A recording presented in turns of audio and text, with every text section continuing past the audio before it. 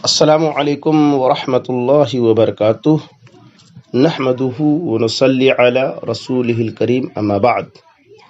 آج میرے درس کا موضوع ہے کورونا وائرس کے پیش نظر قربانی کی جگہ، اس کی قیمت محتاجوں پر صدقہ کرنا کیسا ہے؟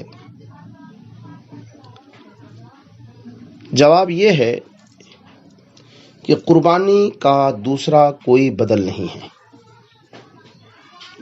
متعین وقت میں مشروع طریقے پر جانور ذبح کر کے اسے اللہ کا تقرب حاصل کرنا قربانی کہلاتی ہے۔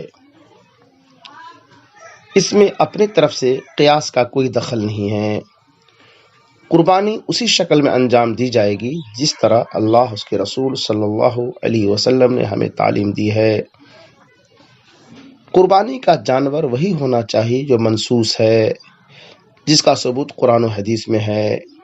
قربانی میں دوسرا جانور ہم ذبح نہیں کر سکتے ہیں، یہاں تک کہ جانور کے صفات بھی متعین ہیں، اور اسی وقت قربانی کرنا جائز ہے جو شریعت کی طرف سے متعین ہے، اپنی طرف سے آگے پیچھے بھی نہیں کر سکتے۔ قربانی اسی صورت میں پیش کی جائے گی اور اللہ کے ہم مقبول ہوگی جو رسول اللہ صلی اللہ علیہ وسلم کے سنت کے مطابق ہوگی، ورنہ وہ قربانی نہیں، جانور کا گوشت ہے۔ ایک صحابی نے نماز عید سے پہلے قربانی کر لی تو آپ صلی اللہ علیہ وسلم نے فرمایا، شات کا شات لحم، کہ تمہاری بکری گوشت کی بکری ہے۔ ذرا اندازہ لگائیے اور سوچئے کہ قربانی میں جب معمولی وقت کی تقدیم و تاخیر درست نہیں ہے تو اس کی قیمت ادا کرنا قربانی کیسے کہلائے گی؟ کورونا وائرس جیسی محتاجی کے وقت بھی قربانی کی قیمت ادا کرنا قربانی نہیں ہوگی۔ یہاں یہ بات ملحوظ رہے کہ یہ پریشانی صرف انہی دنوں نہیں ہے، بلکہ نبی کریم صلی اللہ علیہ وسلم کے زمانے میں بھی تنگی کا موقع آیا، پریشانی کا وقت آیا، محتاجی کا موقع آیا، لیکن آپ نے قربانی کے موقع پر اس کی قیمت صدقہ کرنے کو نہیں کہا۔ یہ نہیں کہا کہ قربانی کو ترک کر دو اور اس کی قیمت صدقہ کرو، ایسا نہیں کہا۔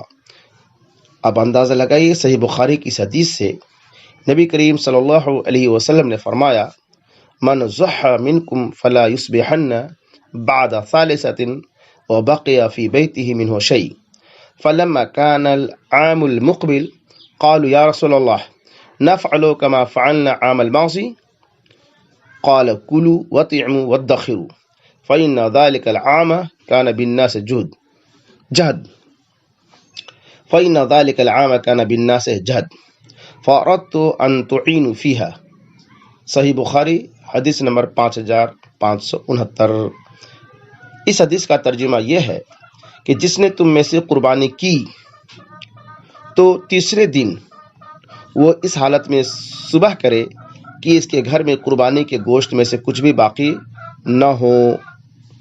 دوسرے سال صحابہ کرام رضی اللہ عنہم نے عرض کیا، یا رسول اللہ، کیا ہم اس سال بھی وہی کریں جو پچھلے سال کیا تھا کہ 3 دن سے زیادہ قربانی کا گوشت نہ رکھیں؟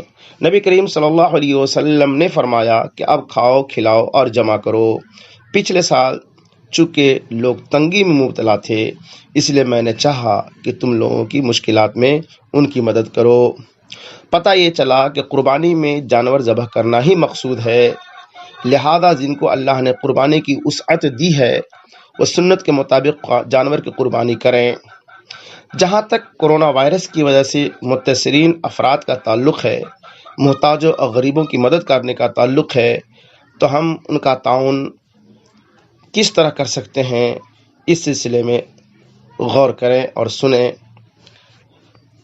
ہم اس طریقے سے ان کی مدد کر سکتے ہیں کہ پہلے جو لوگ ایک فیملی کی طرف سے کئی قربانیاں کرتے تھے، وہ ان سال پورے گھرانے کی طرف سے ایک ہی جانور کی قربانی کریں۔ یہ سب کی طرف سے کفایت کر جائے گا، اور جو پیسے بچ جائیں گے بقیہ پیسوں کو محتاجوں پر صدقہ کر دیں۔